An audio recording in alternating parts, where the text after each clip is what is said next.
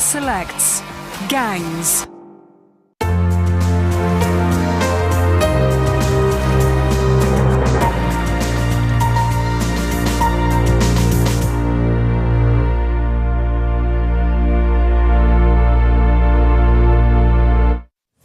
I'm Sami Zaidan in Doha with a look at the headlines here in Al Jazeera now. US President Donald Trump says he hasn't listened to recordings of the murder of Saudi journalist Jamal Khashoggi as they're too graphic. The US government is expected to release a report into the killing on Tuesday.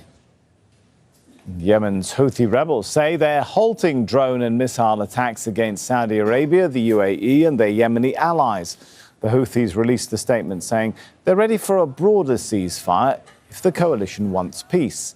On Thursday, the Saudi Emirati coalition briefly paused airstrikes on the besieged city of Hodeidah. They resumed on Sunday. Mohammed Addo has been monitoring the conflict in Yemen from Djibouti.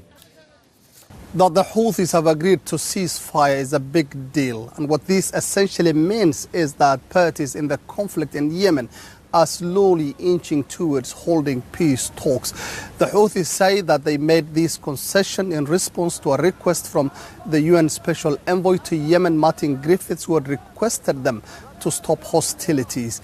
They had earlier on rejected calls coming from the Saudi Emirati coalition for a ceasefire, saying that was nothing short of a plot to have the coalition's allies in Yemen regroup and rearm. Of course, this will come as a relief to the hundreds of thousands of people who are still trapped in Hodeidah and who've been bracing themselves for more conflict because the Houthis had rejected the calls for a ceasefire. The talks, of course, are to be held in Sweden, and Sweden has already agreed to host it before the end of the year. And the intended purpose, according to the UN Special Envoy, is to have the parties agree to having peace in Yemen with some sort of a transitional government running the country. Egypt has arrested at least 40 human rights lawyers and activists. That's according to Human Rights Watch. It says the arrests are part of a mass detention campaign targeting people who offer humanitarian and legal support to families of political detainees. A car bomb has killed at least 5 people in the Iraqi city of Tikrit. 16 others were hurt. The explosion took place outside a restaurant. Security forces have closed most of the city's roads. Israel's Prime Minister Benjamin Netanyahu has held crunch talks to save his government after one of his coalition partners withdrew last week. It's left him with just a one-seat majority in parliament.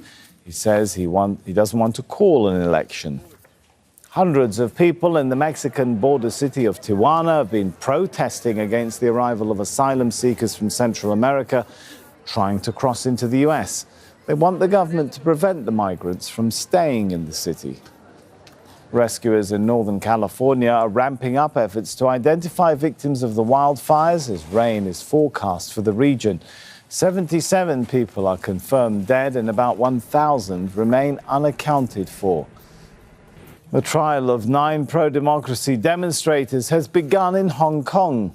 They're facing criminal charges for their involvement in the Occupy Central protest in 2014 and have pleaded not guilty. The demonstration paralyzed Hong Kong's financial district for more than 2 months. But if convicted, some of the city's best-known activists face several years in prison. Crucial talks to end Sri Lanka's political deadlock have failed. President Maithripala Sirisena chaired a meeting of political leaders on Sunday, but they failed to reach a breakthrough.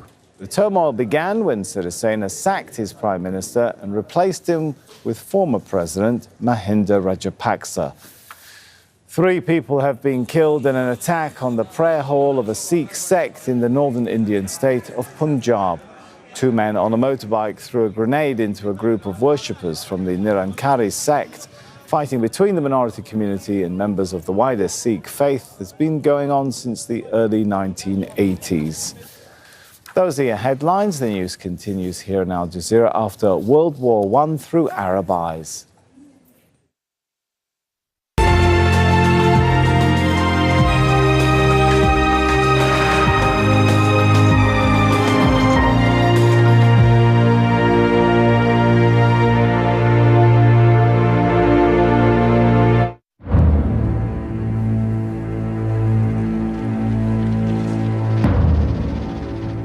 World War I.